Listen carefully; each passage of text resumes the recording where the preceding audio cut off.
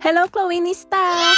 Kinabahan din ba kayo kagabi? Grabe, ako po, hindi lang ako kinabahan kundi talagang halos maiyak-iyak na ako. Kahapon po kasi kakapirma lang namin sa kontrata dahil meron po ulit tayong bubuksang shop tapos biglang nagkaganito. Meron po akong katawag tapos biglang naputol tapos pagkatingin ko ng Facebook nag-session expired. Dali-dali akong tumakbo doon sa asawa ko para tanggalin ako as ad doon sa page ng Chloe.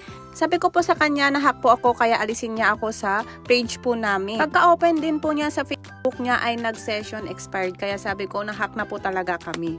Naalala ko po si Papa ad din sa page kaya dali-dali akong pumunta sa kwarto nila, ginising ko po sila. Kinuha ko po yung cellphone nila para tanggalin kami as admin pero nag-log out na rin.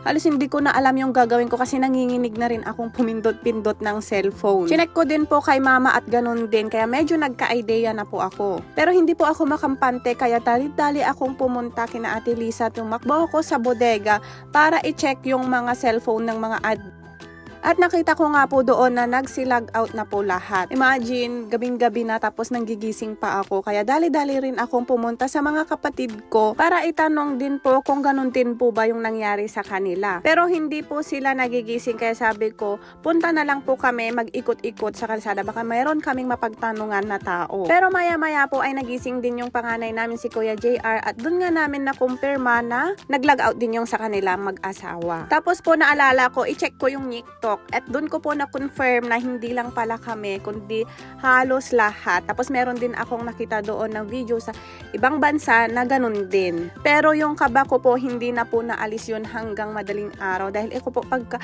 ninervyos po talaga ako, hirap na akong mag-relax. Siguro iisipin po ng iba, masyado po akong OA. Pero bilang isang online seller po na halos 99% po ng market namin ay nasa talaga pong matatakot ako dahil kakapirma lang po namin ng kontrata. Halos 4 years din po kasi kaming naghintay ulit bago kami ulit magkaroon ng branch. Ngayon lang po talaga lumakas yung loob namin. Naging maganda po yung online selling namin kahit po pandemic. Pero nung nagka-violation po kami at hindi na po kami makapag-upload, sobrang bagsak po ng engagement namin. Kumonti ang viewers tapos yung sales namin na apektuhan. Kaya yung trauma, imagine po last year, halos 1 year po na nahirapan kami. Pero ganun pa man, naging aral na ito sa akin na hindi lang po dapat tayo sa umasa ng pagkakakitaan, kundi maghanap din tayo ng ibang platform pa. At ayun po ang naging experience ko sa nangyari kagabi. At itong nasa video naman po ay kanina lang po.